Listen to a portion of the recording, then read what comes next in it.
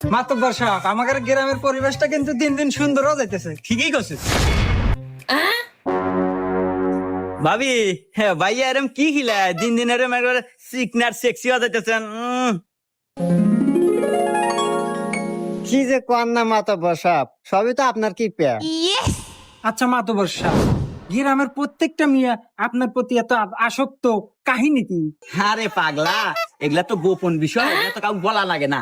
তারপরে দুজন শুনতে চাইলি আমার কাছের লোক, তোকে বলাই যায়। শোন, তুই সকালে ঘুম থেকে উঠেই তুই যে মিয়ার এদের মুখের উপর দিয়ে এরম কোমল স্পর্শ দিবি, দেখবি যে সেই মেয়েই তোর বস। তুই যা কবি তাই শুনবো। কেরি, আমার বউ তো আমার কথাই শুনে না, তাইলে মাতব্বরের বুদ্ধিমতো এই কাজটাই করে দেখি। হ্যাঁ, কে রে, সকাল হয়ে গেছে, আমার তো মনেই নাই। যাই, মাতব্বরের বুদ্ধিমতো কাজটা করি।